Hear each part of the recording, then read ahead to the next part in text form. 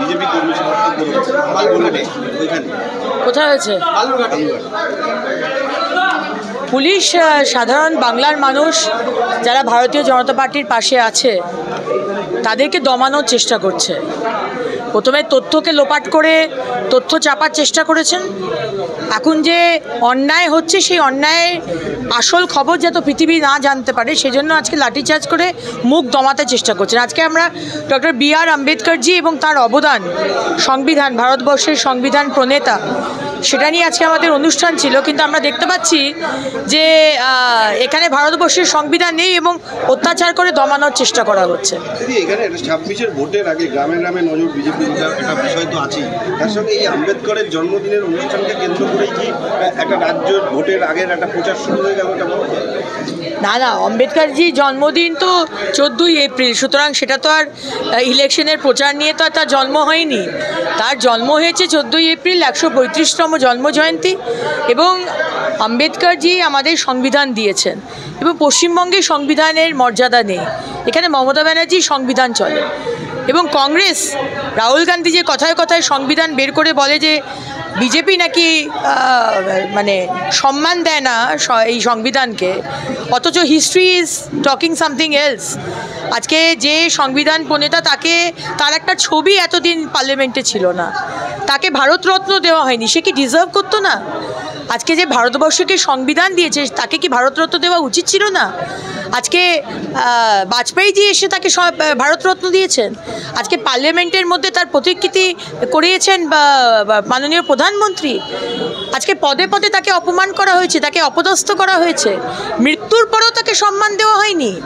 আজকে তার মানে দিল্লিতে সমস্ত নেতার স্মৃতিসৌধ দিল্লিতে হয়, আজকে তার বডিকে পাঠিয়ে দেওয়া হয়েছে মুম্বাই, এবং যে প্লেনে করে গেছে সেই প্লেনের খরচাটা তার বইয়ের কাছ থেকে চাওয়া হয়েছে, তার স্ত্রীর কাছ থেকে আদায় করা হয়েছে। আর তারপরে রাহুল গান্ধী, আপনারা সংবিধান নিয়ে কথা বলেন, মমতা ব্যানার্জি আপনি সংবিধান নিয়ে কথা বলেন, সংবিধানের মানে সম্মান আপনারা দিতে জানেন না। এখানে ফ্রিডম অফ স্পিচকে মানা হয় না, এখানে কোনো কিছুই সংবিধানের মানা হয় না। এই একটি রিপোর্টে দেশের 18টি রাজ্যের আদালতের রায় দেওয়ার ক্ষেত্রে 17 নম্বরে ঠাঁই পেয়েছে কলকাতা।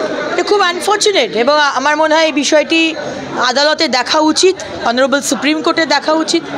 জুডিশিয়ারি তো আমার আন্ডারে নয়, সুতরাং সেখানে যাতে মানুষ তাড়াতাড়ি রায় পায়, মানে বিচার পায়, এবং যেখানে কেন্দ্রীয় সরকার ফাস্ট ট্র্যাক কোর্ট, যে বিষয়গুলো মহিলাদের ওপর অত্যাচার, এই যে বিভিন্ন মানে স্পেশাল বিষয় যেটা ফাস্ট ট্র্যাক কোর্টে করা দরকার, সেই ফাস্ট ট্র্যাক কোর্টে টাকা পয়সা কেন্দ্র সরকার দিয়েছে, কিন্তু সেই ফাস্ট ট্র্যাক কোর্ট আজ অব্দি তৈরি হয়নি, হেল্পলাইন নাম্বার হয়নি মহিলাদের জন্য।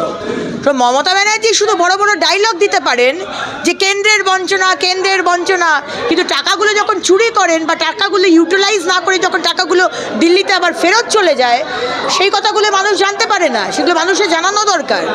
সিমেন্ট কারখানা সিপিএমের ডাকে ব্রিগেড চলো আর বিজেপিকে ভোট দিতে ব্রিগেড থেকে ফেরো। এক সিপিএমের ব্রিগেড, একা সিপিএমের ব্রিগেডে এত লোক করার ক্ষমতা নেই। বামফ্রন্টের সবথেকে বড় শরিক বিজেপির দিকে তাকিয়ে এই রাজনৈতিক মহল, মানে ব্রিগেডের ডেকে সিপিএম বিজেপিকে ভোট দিতে বলবে। কুণালবাবু কেন কনফিউজ করছেন বাংলার মানুষকে? আপনাদের তৃণমূলের বি টিম হয়ে কাজ করে আজকে সিপিএম, আজকে ব্রিগেডে লোক ভরাবেন তো আপনারাই তো করে এসেছেন, প্রতি ক্ষেত্রে তো সেটাই দেখা যাচ্ছে। সুতরাং বিজেপিকে এর মধ্যে টানবেন না। আপনারা সিপিএম, তৃণমূলের বি টিম, কংগ্রেস তৃণমূলের বি টিম, আপনারাই লোক ভরাবেন ব্রিগেডে। এগুলো হয়ে গেছে টিভি9 ভারতবর্ষের পাওয়ার প্ল্যান, হাজারো কর্মসংস্থান, দিন বদলে যাওয়ার প্রতিশ্রুতি। কিসের প্রতিশ্রুতি, কিসের পাওয়ার প্ল্যান? আগে লজ্জা থাকে তো মমতা ব্যানার্জি, আপনি আগে মুর্শিদাবাদে যান, যেখানে আমাদের সনাতনী হিন্দু ভাই বোনেদের উপর অত্যাচার হয়েছে, ধর্ষণ হয়েছে, গড়চাড়া হয়েছে, যারা আজকে রেফিউজি হয়ে গেছে নিজের রাজ্যে, নিজের দেশে থেকে, আজকে তাদের পাশে দাঁড়াবার আপনি সময় পাননি।